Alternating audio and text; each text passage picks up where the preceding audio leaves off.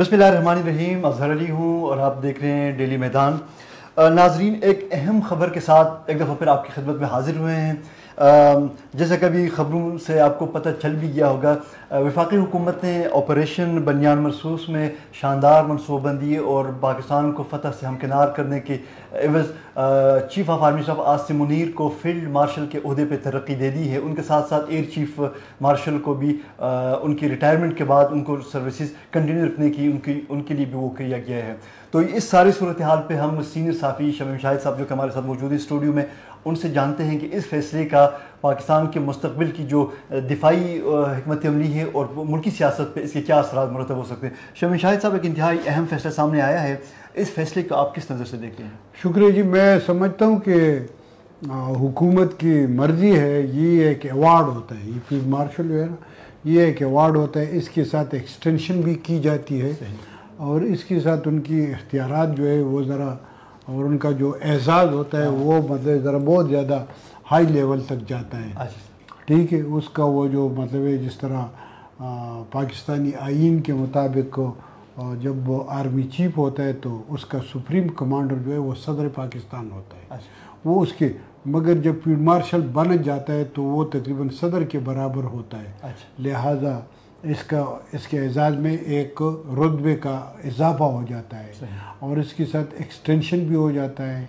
اس کے ساتھ ساتھ یہ جو سدھو صاحب ہے ایئر چیف مارشل، اس کو بھی مطلب ایکسٹینشن دی گئی، تو یہ ٹھیک ہے، حکومت کا ہے۔ یہ میرے خیال میں پاکستان میں کوئی پہلی بار نہیں ہے کہ ایکسٹینشن دیا جاتا ہے، مگر پاکستان کی تاریخ میں یہ سیکنڈ واقعہ ہے کہ ایک سرونگ آرمی چیف کو فیلڈ مارشل بنا دیا گیا۔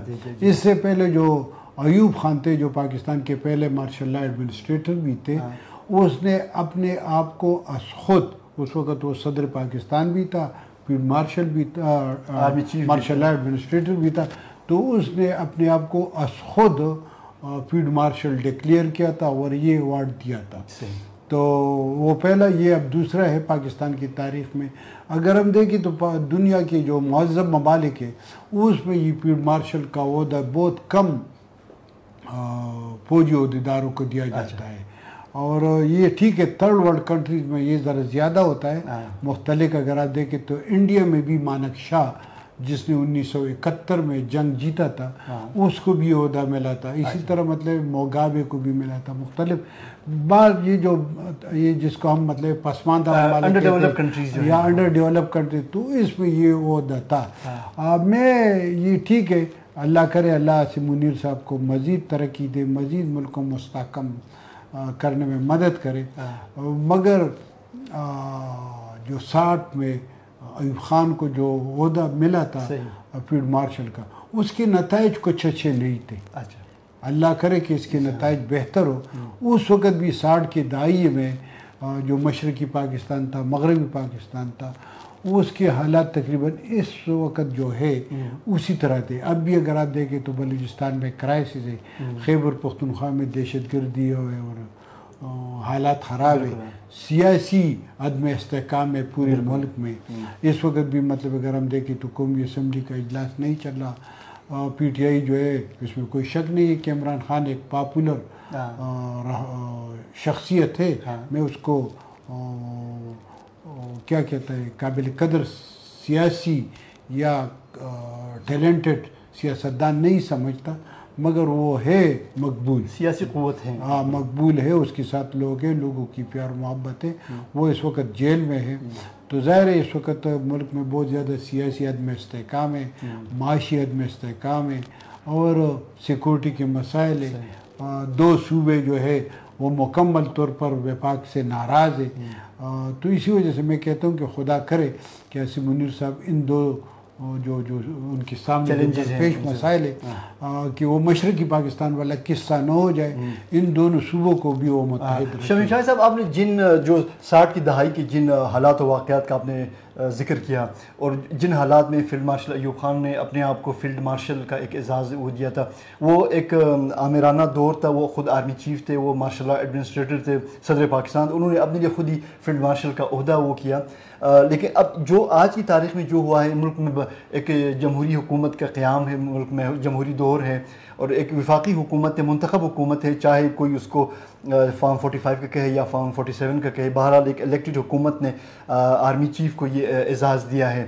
تو کیا آپ نہیں سمجھتے کہ اس فیصلے سے ایک تو ملک پہ جو ملک کے مجموعی جو دفاعی وہ ہو یا پھر انتظامی معاملات ہو، گورننس ہو، اس پر جو آرمی کے اثر رسوخ میں مزید اضافہ ہوگا؟ بالکل. اور دوسرا جو ایک سیاسی جماعت جس کا بھی آپ نے ذکر کیا کہ ان کے رہنما جو جیل میں ہیں، وہ ایسا لگ رہا ہے کہ بظاہر وہ ہر گزرتے دن وہ پس منظر میں جاتے ہوئے نظر آ رہے ہیں. تو یہ کیا آپ اس کو دیکھیں گے؟ سب سے پہلے میں اگر دیکھیں تو ابھی بیرسٹر گور صاحب کا جو پاکستان تحریک انصاف کی چیئرمین ہے، ان کا ایک بیان آیا ہے، اور وہ کہتا ہے کہ عمران خان کہتا ہے کہ اس وقت تو ملک کو اتحاد کی ضرورت ہے، لہٰذا انہوں نے عمران خان نے تاکید کی ہے کہ فوج کے ساتھ تعلقات کو بہتر بنائے اور اتحاد کر دے. یہ ایک بات.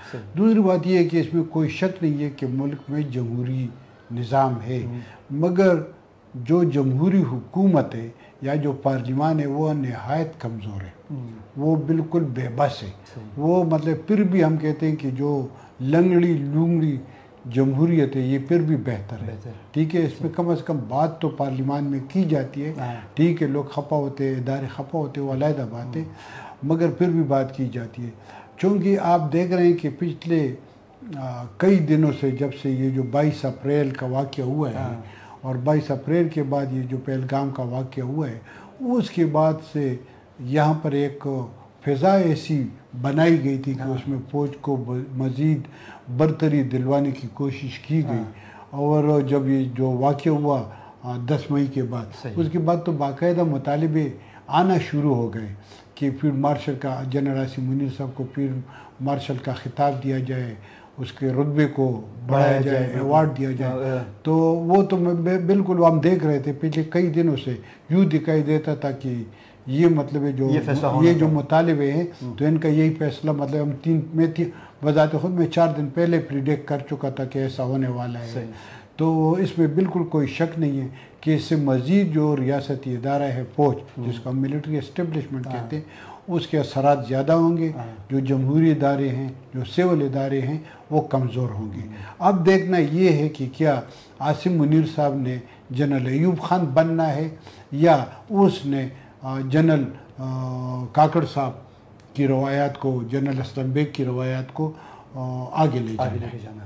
تو یہ تو تھی اب تک کی تازہ ترین صورتحال. ہم امید رکھتے ہیں اور توقع رکھتے ہیں کہ فیلڈ مارشل عاصم منیر پہلے سے بڑھ کر اپنے آپ کو غیر سیاسی ثابت کرنے کی کوشش کریں گے، اور خود کو حکومتی معاملات سے ایک طرف کر کے دفاعی صلاحیت بڑھانے پر توجہ دیں گے، اور ساتھ ساتھ ملک میں جمہوری آزادیوں اور انسانی آزادیوں کو یقینی بنانے میں اپنا کردار ادا کریں گے. کیمرہ مین عامر الہی کے ساتھ اظہر علی اور شمیم شاہ کو اجازت دیجیے. اللہ حافظ.